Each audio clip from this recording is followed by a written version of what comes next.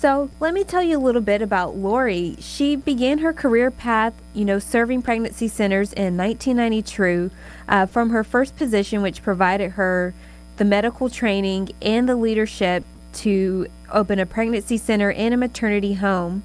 And she advanced to becoming president of a national group, an Austin, Texas-based organization that assists women's pregnancy resource centers. She has had a heart for the 100,000 plus students of the University of Texas shortly after she moved here in 1997, and her vision for a pregnancy center adjacent to the UT campus was realized in January of 2005 when she started the Trotter House. In March of that year, Lori DeVillez became the executive director of that facility and has planted 12 more pregnancy resource centers in the Austin area to date, as well as mobile pregnancy centers. She has been awarded the Texas Business Woman of the Year Award and given the Women's Chamber of Commerce of Texas Award also. She is a great public speaker. She does training and she is a coach for these issues, and she has officially been certified with the John Maxwell team. Lori has received numerous awards for her great work for the young women in Austin going through pregnancy and, different issues through the pro-life movement, and we're just so thankful to have her today. So Lori, can you tell our listeners a bit about the Trotter House and why you chose the particular location where it is close to the UT campus and the work you do there? Absolutely. I moved to Austin in 1997. I got here as fast as I can. I originally am from Indiana. And my first question when I moved to Austin was, where is the pregnancy center by the University of Texas? And everyone I spoke to at that time, and I would encourage anyone, if you have a dream and people tell you that dream will never happen, don't give up on your dream, because that's what happened to me as I shared my dream to area leaders and pastors at the time. The climate has really changed since then, but at that time, what I heard was, you'll never get by UT. So go into East Austin. There's a need there. And there is a need there. But my heart was the university. 50,000 students at UT, but also Austin Community College just down the street, St. Edward's University, Houston-Tillotson University. That location is just prime for university students. And there was no pregnancy center, and there were 5 abortion facilities at the time surrounding the campus. And so I just asked, where is the church? What are we doing about offering alternatives to this issue? And when no one would listen to me, I quit talking to people. And I took a friend of mine, and every Monday from 12 to 12:30, we would go and pray. And we would ask God, would you raise up a pregnancy center? And we did that for 7 years. We didn't miss a Monday. We went down and prayed. And in the 7th year, two new pastors actually came to town, and I went to visit with them. And instead of saying that'll never happen, they said, how much would it cost? And when I told them, within 52 days, so 2 months actually, a little less than, we were open. Oh, wow. The funding was there, all the resources were there, and everything fell into place. And like you shared there, we have now opened 12 other locations in the Austin surrounding area in these last 20 years. So we have seen a change in the culture. And we prayed for godly leadership at the Capitol, that people would be positioned there to stand for our values. And we've seen changes there as well. So I'm excited. What does Trotter House do? All of our services are free of charge. We don't receive any government funding. We are totally community supported. And our services are pregnancy testing. If they think they're pregnant, they can come in for a pregnancy test. If they find themselves pregnant, we can give them a proof of pregnancy form to sign up for insurance. We can perform a sonogram to confirm pregnancy. We have a full life skills program now, so we assign mentors to our clients that really help them from the point when they come in, whatever that crisis might be, to fully sustaining themselves with finishing education, finding good jobs, finding good housing, finding good schools for their children, safe places to live. And we go even deeper with our Trotter Helps and coming alongside to further them if they need financial assistance in specific areas. We have abortion recovery. Many of our clients have already been through an abortion, so helping with that healing process. And we have professional counselors now. We have 4 professional counselors at our facility. So anyone involved in our life skills program are offered time with a professional counselor for further help with their needs. Wow, that's amazing. And for those of you turning in on the phone, I have Lori DeVillez. She's the executive director and founder of the Trotter House here in Austin, which has several locations and mobile pregnancy centers, and she's doing great work. So another rebuke we hear to the pro-life movement is that we don't care for the mothers, just the babies. That's what a lot of people who are, pro-abortion will say. But we know that's not true. And the work that you do, that you've already kind of mentioned, actually work with the mothers on many factors. So you talked about some of the classes that you offer to mothers. Talk a little bit more about those, teaching them how to be a mother and then teaching them how to, excel in life. Yes, and actually helping families. We have some dads in our program. It's meeting with them, finding out what their needs are. So it's not just a generic program where you got to go from class 1 to class 10, whatever. It is, where are we today and where do we want to be, say, even 3 months from today? We don't even go a year. It's just, let's start with what we can handle. Mm-hmm. And we develop a life plan specifically for them. And so if it's, I'm living in my car, I need a place to live, then we start with, well, what available housing is there? And how can we, as an advocate from Trotter House, go with you and meet with the people that help with housing? And we've really learned that when we go with the client to help in whatever specific area it is, it makes a difference than just referring them there on their own. When we show up and we meet with an apartment manager and we say, we are advocating for this client, we're from Trotter House, we're here helping them work their life plan, it puts them in front of the line. It helps the manager then knows that there's a solid help behind them, and that, whatever risk they might take to help, that we're going to stand behind that. So it's a win-win for everybody. We have a clothing boutique, and so what we're doing as they learn and they develop their life plan, they're earning points, and they're learning how to develop a budget for themselves and their family in a safe environment. So they can decide, they can learn what is a need and what is a want. What is something that I need right now that I need to use my points or money for, and what is it something I can plan for, something I can actually save for.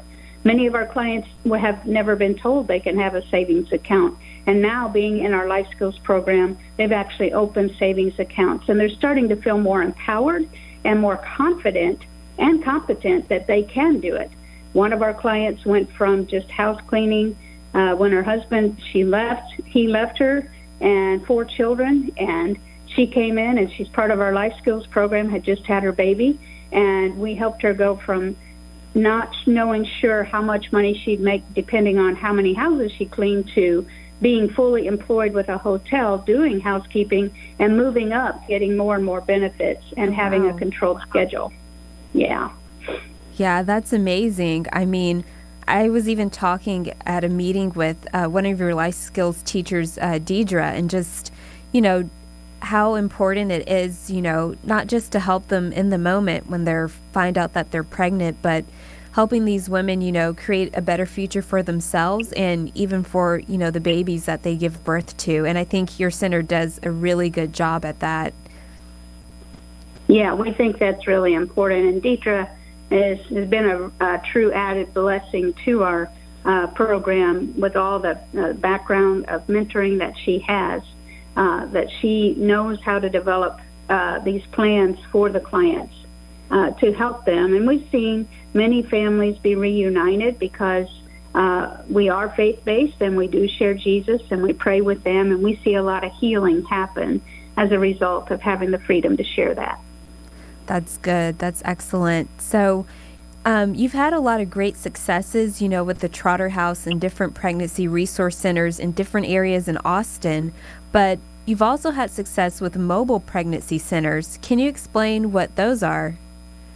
Yes, we were blessed to be able to have a mobile several years ago, and that really just enables us to go into areas that maybe there's no pregnancy center available, but we can bring the pregnancy center to them. It's actually a pregnancy center on wheels. So everything we do at the pregnancy center, we can do on the mobile and take it, anywhere there's a need. And since we've been able to recently open in Cedar Park, which is where we were taking the mobile, we have now gifted our mobile to a center in West Texas, in Haskell, where there are a lot of small Texas towns out there, maybe 30 miles apart from each other, and they're now taking that same mobile we had to each one of the towns out in West Texas, so it's being used every day. Wow, that's really great. I feel like that gives you a way to reach, so many people where they either don't have centers or to just reach people who are, I guess on the go or just passing by. That sounds really great. Mm-hmm. Yeah, and so you mentioned the Cedar Park location, and so I know that you had a big ceremony this past weekend for that location, and even I think the Chamber of Commerce even had a ribbon cutting ceremony. So can you talk a little bit about, that location and kind of the support behind it and the festivities, and celebrating, the opening of that center? Yeah, that center has truly been a miracle. We have wanted to be there for a long time, and like I shared, we're taking our mobile there once a month, but the need is so great. Once a month on a mobile was just not meeting the need. Mm-hmm. And so we were looking at how can the mobile be used to meet more need, and how can we meet more need right there. And the door opened up for us to be able to go on campus at the Christian Resource Center, which is at the Twin Lakes Fellowship there across from the Y. And so by being able then to gift our mobile, it's reaching people every day now instead of once a month. And now we're on campus, and we're able to offer all of our services there in Cedar Park. We did have huge number of support come out. Last Sunday was our dedication time, and we had pastors from all different denominations, and that was one thing that was discussed. We had over, probably 100, 150 people there for the dedication time, and that's what one of the pastors talked about, how all the different denominations had come together for the cause of life, and that God was pleased, that there was truly one. We saw evidence of John 17, that as Jesus prayed that we would be one, we were one, and we are one, to reach out for the cause of life. The physical life, we do want to save the baby, but the way to save the baby is to reach the mom, is to show her she's not alone, that she has support, that we're her family, that we're never going to leave her. There's no end time in our program. Whenever they get well enough to be on their own, of course, they can move on. But what we've seen is they get to the point where they are self-sustaining, but they do stay in touch. Like one who was truly at the abortion facility right after we first opened, and we've been open 15 years now, came in to see us when that baby turned 13, because we helped save that baby by offering resources, paying rent, offering Christmas gifts to the children that year. Whatever the need was, we met that need, and now that baby's 13, and she's a straight A student, and she's reaching out to other friends to say, hey, I know about this, and she's involved with us. And so there's no cutoff time, but they're doing well, and so we're offering all of our services there. And what's neat about the Christian Resource Center there in Cedar Park is we are plugged in to a lot of other nonprofit programs right there at that campus. So there's the Christian Women's Job Corps, LifeBridge, and they're helping women to finish their GEDs or their education. They're helping them get good jobs. They have a career clothing bank there. They have a food pantry there. So all of our clients can participate in that if they need food, if they need clothing, if they need job, if they need to finish their education. They have a program called Gel to Jobs right there on the campus. They have 2 professional counselors right there, no charge to see the professional counselors. And we're in the middle of all of these services. There's a program that will teach them electrical. You can go through the training and receive a certificate to get a job as an electrician. There's an automotive program where you learn how to become a mechanic, and when you finish the training, you have a certification to be a mechanic to find a job. And so lots of amazing support right there, all in one place. And we're very excited. At the chamber, the ribbon cutting, we had over 75 community leaders, elected officials, Cedar Park Council, City Council, all supporting what we're doing. And so we're real excited to be there and to be able to offer help, healing, and hope.